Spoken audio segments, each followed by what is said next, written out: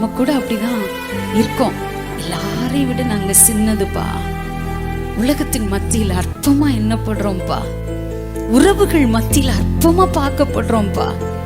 ஏன் இந்த அரசாங்கத்தின் மத்தியில கூட சிறுமைப்பட்டவர்கள், இவர்கள் சிறுமையானவர்கள், மைனாரிட்டி பீப்புள் என்று சொல்லப்படுகிற அளவிற்கு நம்ம சின்னதா பார்க்கப்படுறோம். மனுஷன் பார்வை அதுதான். ஆனா அப்பா பார்வை எப்படி தெரியுமா? உன்னை ராஜாவா பார்க்கிறேன். எத்தனை பேர் ஆமென் சொல்றேன்?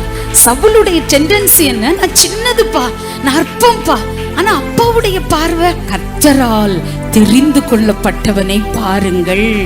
எத்தனை பேர் விசுவாசிக்கிறீங்க? மனுஷன் உங்களை என்ன வேணாலும் நினைக்கட்டுங்க. ஆனா கர்த்தர் நம்மை அறிமுகப்படுத்தும் போது, நம்மளை இன்ட்ரோடியூஸ் பண்ணும்போது, இவன் கர்த்தரால் தெரிந்து கொள்ளப்பட்டவன், இந்த ஊழியக்காரன் கர்த்தரால் தெரிந்து கொள்ளப்பட்டவன், இந்த குடும்பம் கர்த்தரால் தெரிந்து கொள்ளப்பட்ட குடும்பம், இந்த சபை கர்த்தரால் தெரிந்து கொள்ளப்பட்ட சபை.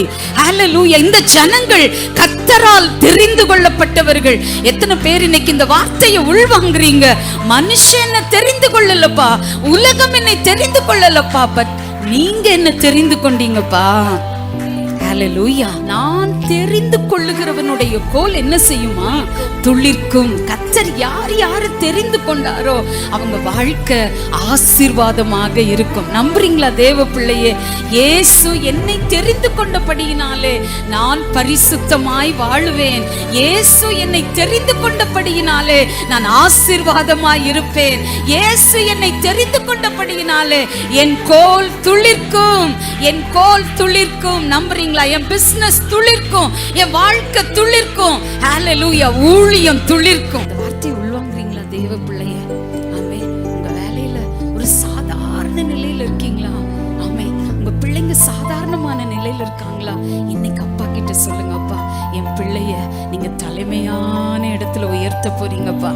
என் குடும்பத்தை நீங்க, ஏன்னா அழைக்கப்பட்டவர்கள் அநேக, ஆனால் தெரிந்து கொள்ளப்பட்டவர்களுக்கு தான் தலைமையான இடம். எத்தனை பேர் நம்புறீங்க? வார்த்தைகளை படிக்க படிக்க, அதை விசுவாசிக்கும் போது அப்பா அப்படியே கிரியை செய்வார். ஹல்லேலூயா. எத்தனை பேர் நம்புறீங்க, விசுவாசிக்கிறீங்க?